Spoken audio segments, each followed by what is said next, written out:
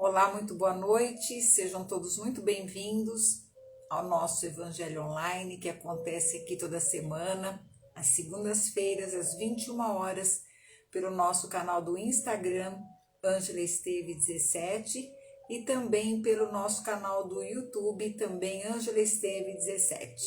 Toda semana nós trazemos um tema para que nós possamos refletir a vida à luz do Evangelho do nosso Mestre Jesus.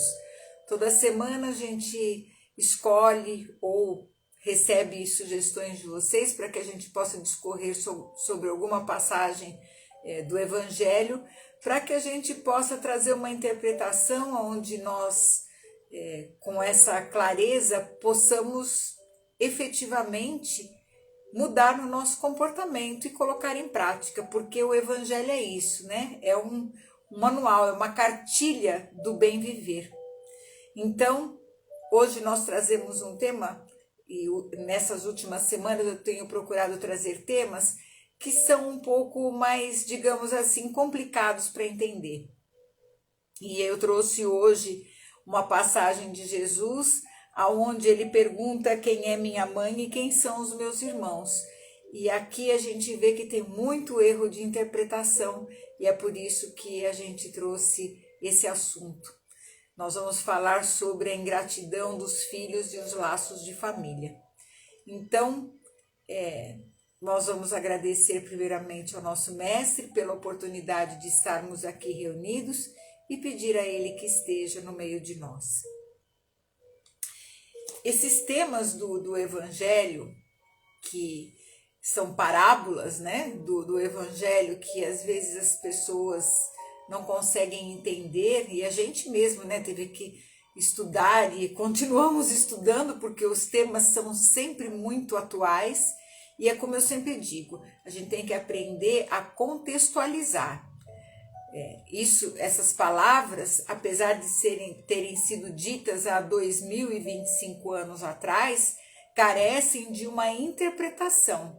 E para que a gente interprete de uma maneira correta, nós temos que ver o contexto, né, das situações em que Jesus proferiu essas palavras. Porque se a gente não entende o contexto, aí as interpretações são as mais variadas possíveis. Então eu vou ler para vocês o trecho dessa parábola, né? E aí depois a gente vai discorrer sobre o significado dela. E vieram à casa e concorreu de novo tanta gente que nem mesmo podiam tomar o alimento. E quando isto ouviram os seus, saíram para o prender, porque diziam: ele está furioso. E chegaram sua mãe e seus irmãos, e ficando da parte de fora, o mandaram chamar. E estava sentado à roda de um crescido número de gente, e lhe disseram: olha que tua mãe e teus irmãos te buscam aí fora. E ele respondeu dizendo: quem é minha mãe? E quem são os meus irmãos? E olhando para os que estavam sentados à roda de si, lhes disse: eis aqui minha mãe e meus irmãos. Porque o que fizer a vontade de Deus, esse é meu irmão e minha irmã e minha mãe. Essa passagem do Evangelho está em Marcos, no capítulo 3, versículos 20 e 21, e também 31 a 35, e Mateus, no capítulo 12, versículos 46 a 50. Bom, já deu para ver que aqui a fala, como sempre, né, de Jesus muito incisiva, muito certa, mas a gente tem que levar em conta o contexto e também a tradução. Jesus falava em aramaico. E a tradução que chegou até nós para o português passou por outras línguas. Então a gente precisa, primeiro, contextualizar qual que era a situação. A situação era a seguinte: Jesus estava numa casa grande e ele estava pregando e curando, porque onde Jesus estava, nessa época, quando ele disse isso, amontoava um monte de gente em volta. Porque o que as pessoas queriam? Queriam ouvir a voz do profeta e queriam cura. Cura para o corpo, né? Então, todo mundo, onde estava Jesus, juntava um monte de gente. E eles estavam dentro dessa casa. E tinha tanta gente lá dentro que nem conseguiam comer direito. E quando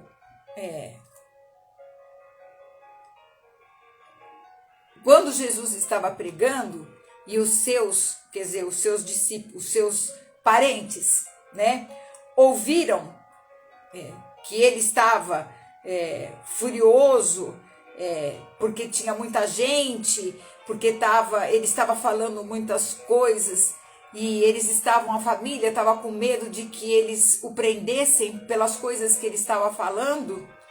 Então a mãe e os irmãos chegam até essa casa e mandam chamar Jesus. Só que Jesus, ele sempre, em todos os momentos, ele não deixava nenhum momento sem passar uma lição. Então, o que ele faz? Ele dá uma lição ali, procurando usar a metáfora, né? E ele disse, quando disseram para ele, olha, eis que a sua mãe e seus irmãos estão aí fora e estão querendo te buscar. Então ele olha em volta e vê aquele povo todo que estava lá, sentado e outros em pé, tentando ouvir a palavra dele. Então ele faz a pergunta: quem é minha mãe, quem são meus irmãos? E ele diz, ele faz a pergunta e ele mesmo responde: o que fizer a vontade de Deus, esse é meu irmão e minha irmã e minha mãe. O que ele estava tentando aqui explicar é que existe um parentesco que é além do parentesco físico. E a gente vai entender que nós temos o parentesco que é físico, que é aquele de sangue, que é o da família consanguínea, mas existe um outro parentesco, que é o parentesco espiritual, que são das almas afins, pelas afinidades de gosto. Então, o que ele coloca aqui? Que o irmão, a irmã e a mãe seriam aquelas almas que estavam também dentro, procurando entender a espiritualidade. Então, ele estava falando que a humanidade, que todas as pessoas que estavam fazendo a vontade de Deus, como ele diz aqui, esses eram os parentes espirituais dele. No que a gente agora, trazendo para os dias de hoje, nós vamos ver que é exatamente isso que acontece. E só lembrando uma coisa, Jesus não estava desprezando a mãe dele de jeito nenhum e nem a família. Ele apenas se aproveitou para dar uma lição. E se a gente tirar a palavra indiferença que ele possa ter tido com os seus e colocar atenção, nós vamos ter um outro significado. Então, Jesus, naquele momento em que ele estava pregando, em que ele estava falando as palavras de Deus e dando os ensinamentos, ele não estava dando tanta atenção à família consanguínea, estava dando atenção à família espiritual que estava se formando em torno dele. E aí a gente, entendido isso, a gente vai entender que aqui no nosso tempo, aqui na Terra agora, nós temos o parentesco corporal e o parentesco que é espiritual. Nós vemos pessoas, às vezes, da mesma família, que em algumas situações nem se dão muito bem, e ver amigos, pessoas que se conhecem depois e que têm uma afinidade, uma estima como se fosse realmente da própria família. E isso todo mundo já viu, já teve essa experiência ou já viu em alguém próximo. Então isso significa, essa parábola está explicando o quê? Que existem duas famílias. Existe aquela que nós encarnamos aqui juntos para que a gente aprenda, para que a gente esteja por perto, um aprendendo com o outro, que às vezes, dependendo da conduta, se desfaz já aqui mesmo. E tem as famílias espirituais, que é quando a gente se une com as almas que têm afinidade com a nossa. E essas famílias, elas permanecem, mesmo depois do desencarne. Elas permanecem também no mundo espiritual. E ele coloca a situação também seguinte, que as pessoas, o mundo, todos nós somos filhos do mesmo Pai. Nós saímos da mesma fonte criadora, então nós temos, querendo ou não, gostando ou não, esse parentesco espiritual, no que diz respeito à criação. No que diz respeito à convivência, vai estar isso ligado com a afinidade. Acontece que nessas idas e vindas do espírito à matéria, nós, em processo evolutivo, já erramos muito. Já enganamos, fomos enganados, ludibriamos, fomos ludibriados, né? Toda sorte de experiências, né? Se a gente olha para a história da humanidade, a gente vai ver tantas coisas que aconteceram e a gente estava lá no meio, como as que estão acontecendo hoje também. Então, nós nos juntamos a um grupo de espíritos, nos laços consanguíneos, na amizade, e convivemos aqui durante um determinado número de anos. E aí, quando o espírito deixa a Terra, ele vai levar consigo o quê? As paixões ou as virtudes inerentes à sua natureza. Os bens materiais, tudo que é matéria, inclusive o próprio corpo, essa matéria mais densa, nada disso será levado. Mas os sentimentos, as paixões, as virtudes e inclusive a sua própria consciência, ele vai levar. E aí, deixando a Terra, vamos até ao mundo espiritual para nos aperfeiçoarmos, para nos esclarecermos. E depois a gente retorna para continuar o nosso processo de aprendizado. Aprendizado no sentimento e também no intelecto. São os dois lados, né, que se juntam. Acontece que quando a gente desencarna, a gente também leva os ódios violentos. Leva também as mágoas, leva também os rancores. Leva também as inimizades. Quando não, leva também os sentimentos de vingança.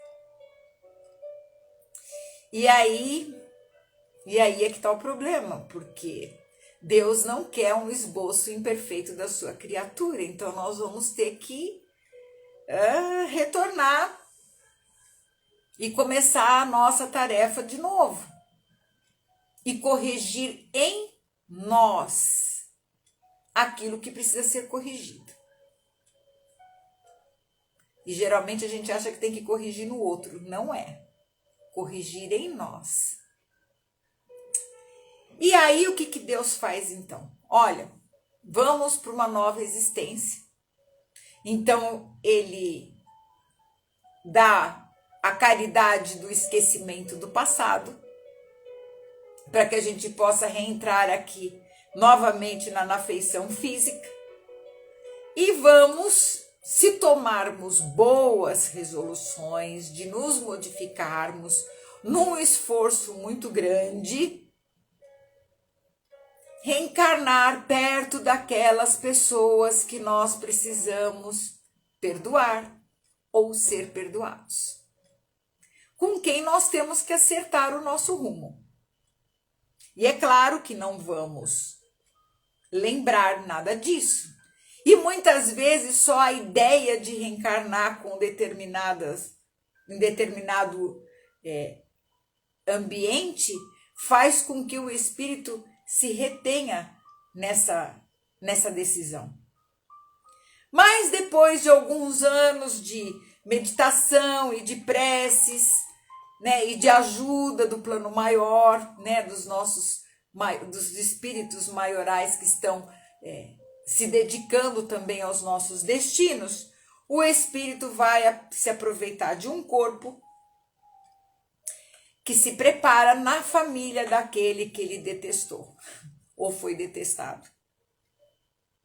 E aí os espíritos encarregados das ordens supremas vão fazer com que esse espírito se reintegre no corpo, nessa família.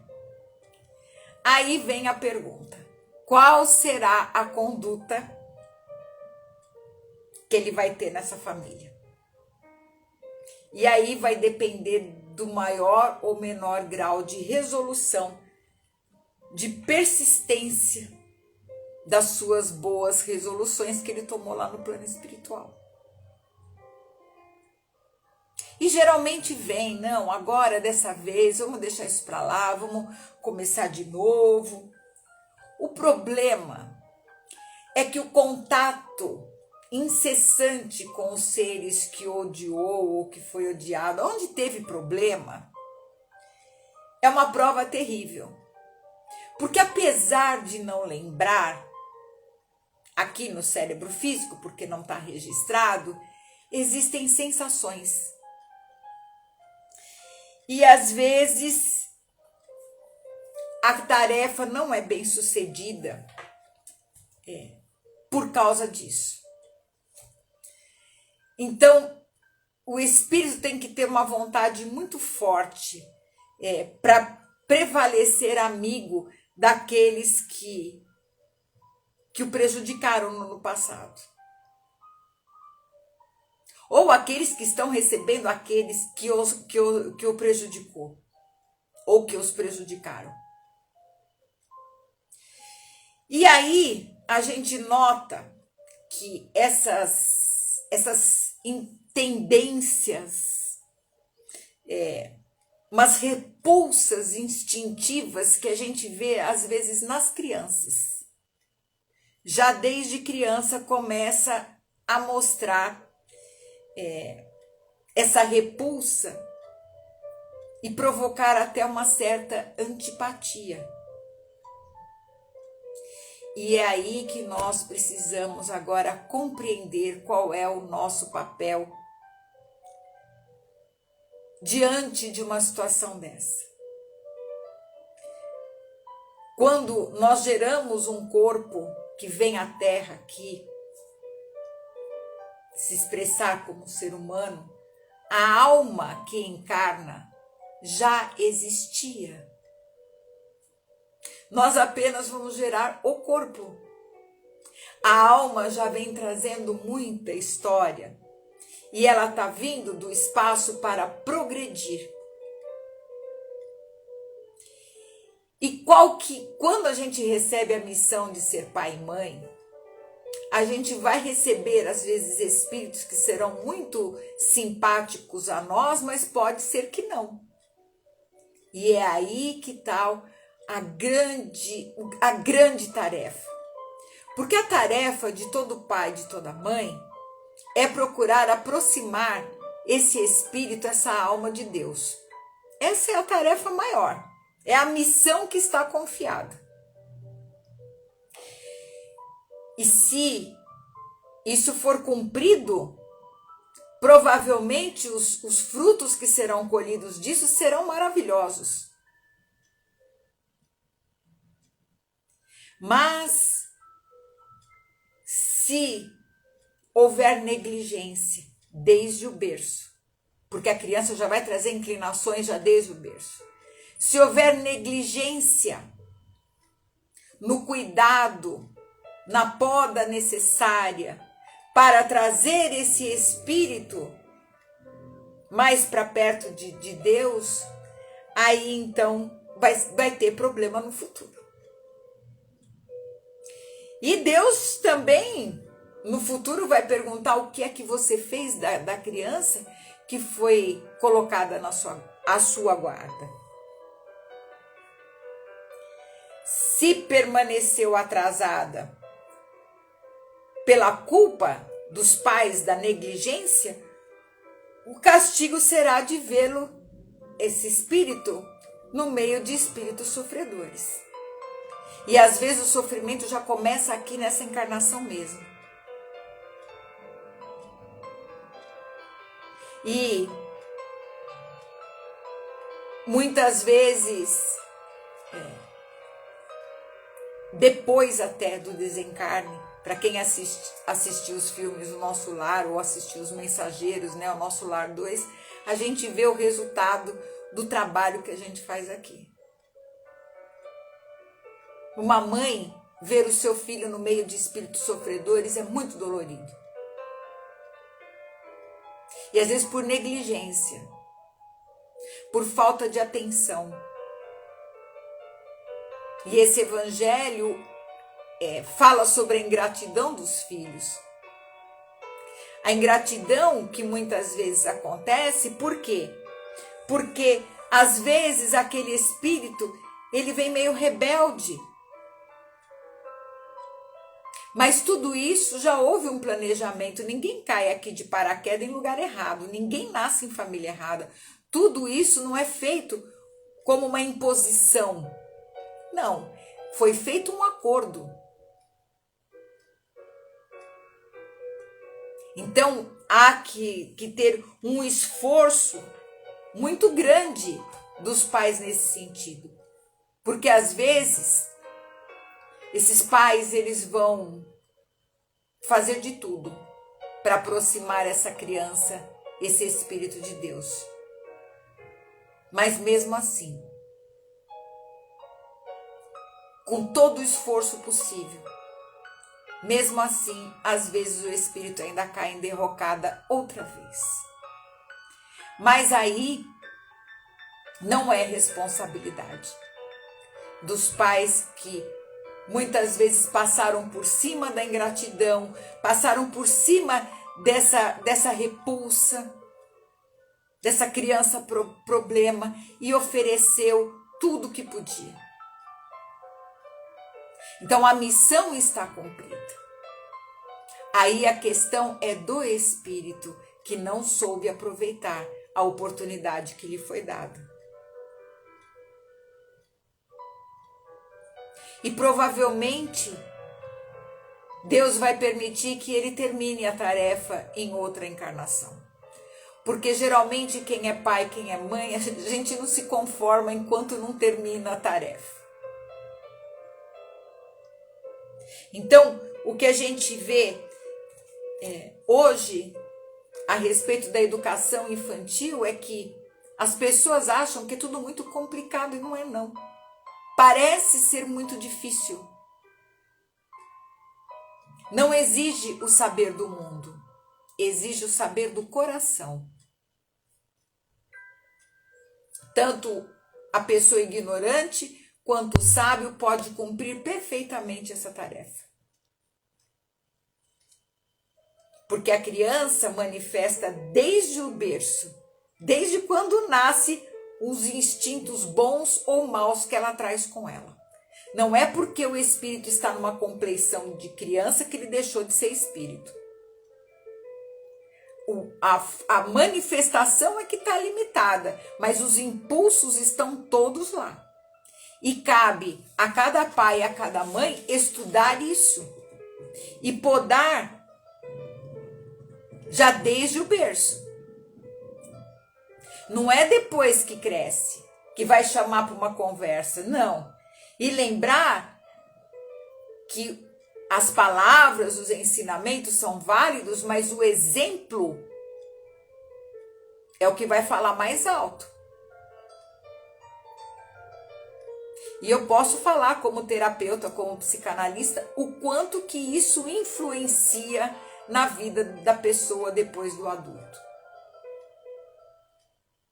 A criança, minha gente, tudo que a criança quer e o que ela precisa é de atenção. É presença. Atenção é estar presente na vida da criança. Ela precisa de afeto. ela precisa de segurança.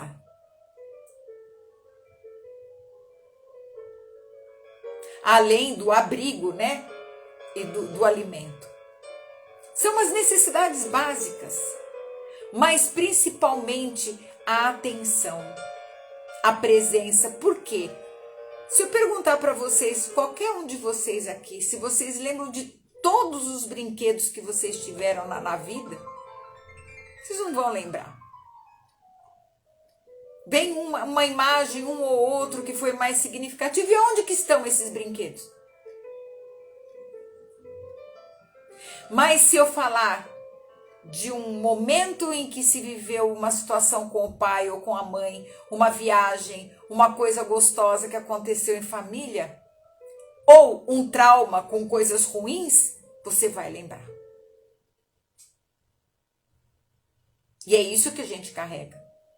E os problemas que nós vemos hoje na sociedade, e a gente tem visto muitos problemas, principalmente no que tange aos relacionamentos, nós vemos crianças em corpos de adulto, comportamentos infantis.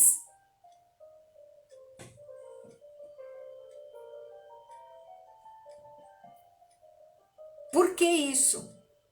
Justamente pela falta. Tudo que a criança sentir que falta a ela, ela vai procurar depois na vida adulta. Isso é o inconsciente que vai dar esse impulso. Então, se faltou afeto, se faltou atenção, ela vai procurar isso. Se faltou presença, se ela se sentiu abandonada, ela vai procurar isso. Ela pode se tornar uma dependente emocional. Então, a missão de pai e mãe é muito importante. Nós não temos que estar preocupados com as ingratidões, porque os ferimentos, muitas vezes, que alguns pais e algumas mães vão experimentar, serão simples arranhaduras. Se a gente começar a colocar um golpe de vista maior, um entendimento maior da vida. E quanto não vai ser de felicidade o dia que a gente vê que um espírito que estava perdido no erro encontrou um bom caminho. Por quê? Porque houve o amor entre duas pessoas que se importaram de cuidar daquele espírito. Por isso que eu sempre falo aqui, nós precisamos cuidar na terra da nossa lavoura afetiva, de estar bem com as pessoas, de perdoar as pessoas. Nós precisamos disso. No futuro nós vamos precisar das nossas afinidades para a gente continuar o nosso progresso espiritual. Ninguém progride sozinho. Essa coisa de dizer que eu sou autossuficiente, eu vivo sozinho, isso é balela. Ninguém vive sozinho. Ninguém. A menos que você queira desperdiçar uma encarnação e se enfie lá no meio do mato ou lá no monte do Tibete e não veja mais ninguém. Nós somos seres sociáveis. Nós precisamos sim um dos outros. Nós precisamos do olhar de afeto um dos outros. Nós precisamos da companhia um dos outros. Mas hoje o que acontece? A gente vê um monte de gente carente, achando que vai suprir suas necessidades afetivas praticando sexo. Isso não preenche nada, muito pelo contrário, pode até trazer mais problema. E por que vai trazer? Justamente por quê? Porque depois vem o vazio, porque não preencheu aquilo que a pessoa na realidade está buscando. Essa sede de afeição, de toque, de carinho que faltou na infância. Porque as pessoas que são mais bem resolvidas, que têm suas histórias de vidas mais bem resolvidas com pai e mãe, onde recebeu esse afeto, essa atenção, esse carinho, não tem esse tipo de impulso.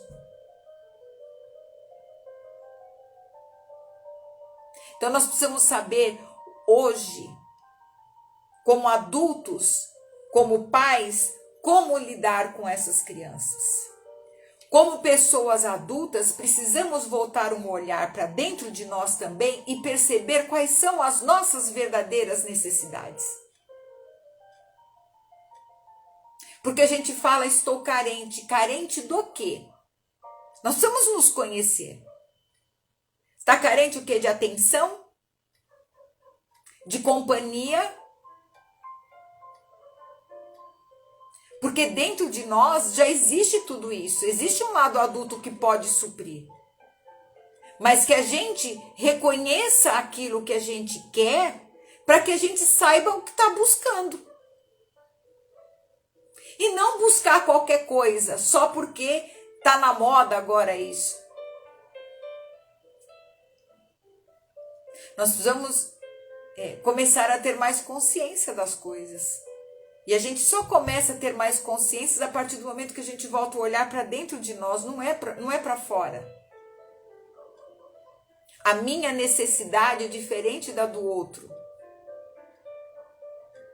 Mas todos nós estamos nos buscando, porque o que falta em mim eu encontro em alguém, o que falta em alguém ele vai achar em mim. E todos nós estamos nessa busca. O importante é que a gente se harmonize com isso. E tá tudo bem da gente procurar. E tá tudo bem da gente conviver. Mas que a gente saiba o que está procurando e não ficar usando pessoas. Porque depois a gente vai retornar aqui. E vai retornar com um grupo de espíritos aonde nós lesamos ou fomos lesados.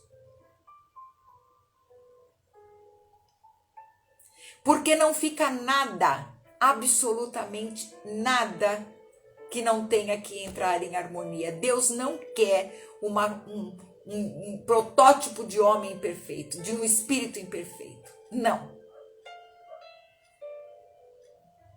Então nós temos que ter muito cuidado ao nos relacionarmos. Muito cuidado quando nós trazemos um espírito ao mundo.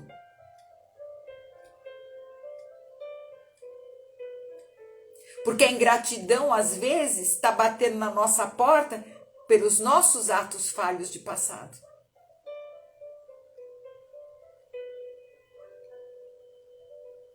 E muitas vezes a gente vê crianças repelindo a própria mãe. Não é nem adulto. Mas, nesses momentos, o que essa mãe tem que fazer? Abraçar essa criança e entender, uma de nós duas aqui foi culpada. Alguém aqui fez uma porcaria muito grande. Então vamos acertar agora. Vamos nos esforçar. Ah, mas a outra parte não quer, problema dela. O nosso problema é sempre o que nós fazemos, não o que o outro faz. Como nós respondemos os desafios que chegam até nós. E eu digo para vocês, para que a gente tenha uma boa convivência com as pessoas nesse mundo, nós precisamos aprender a perdoar, porque senão a gente não convive com ninguém. Porque o perdão não é uma dádiva que eu ofereço a outra pessoa. O perdão, ele é uma dádiva para mim, é quando eu me desligo daquela situação.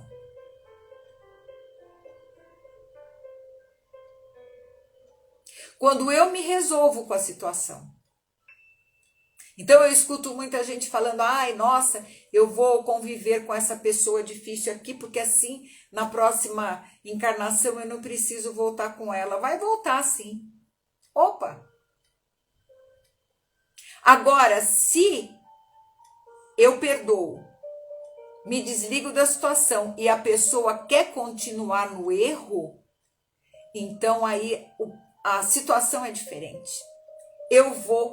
A vida vai me levar para outros rumos, para onde eu estou sintonizando, e ela vai ter que aprender, não mais comigo, mas com outra pessoa.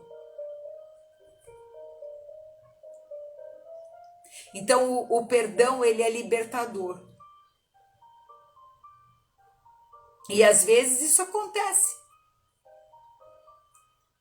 Agora, se eu opto por ficar vingando a pessoa por vingança, olha, existem dois laços que nos prendem.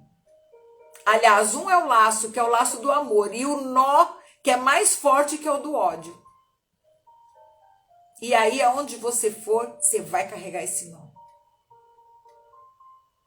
E são esses nós de passado que vão se criando durante o tempo nas nossas encarnações, que muitas vezes agora, no momento atual, nos atrapalham. E os nós estão em todos os setores da vida, aonde nós não tivemos um comportamento adequado. No dizer do nosso mentor Ramatiz, é o que ele fala, o que a gente faz na apometria? Desfazer nós de passado. Procurar arrumar as situações, fazendo com que a pessoa agora aqui no presente tome novas resoluções. Para quê? Para que a gente vá se livrando desses pesos de consciência e promovendo o nosso progresso espiritual. Quanto mais progresso, mais amor, mais autorrealização, mais paz interior. E é tudo isso que todo mundo deseja. Então vamos entender o papel nosso de humanidade aqui. Como é que nós funcionamos? Vamos nos reunir com espíritos que estão afim conosco. Que eles sejam espíritos bons. Então a nossa conduta tem que ser boa. Como disse Jesus, quem é minha mãe e quem são meus irmãos? E ele mesmo responde. Porque o que fizer a vontade de Deus, esse é meu irmão e minha irmã e minha mãe. E nós que estamos aqui também reunidos, estamos irmanados no mesmo ideal de aprender, de servir, de conhecer o Evangelho e mais, de procurar interiorizar esse Evangelho para que a nossa conduta mostre o Evangelho para o mundo. Às vezes a gente não precisa falar do Evangelho, mas viver, dando o nosso exemplo no mundo. E é isso que é o nosso esforço diário. É o meu, é o de vocês e deve ser o de todos. E nós agradecemos ao nosso Mestre Jesus pela oportunidade que nos foi concedida essa noite de falarmos aqui sobre essa lição e que Ele possa nos fortalecer no nosso propósito de aprender e de servir no bem.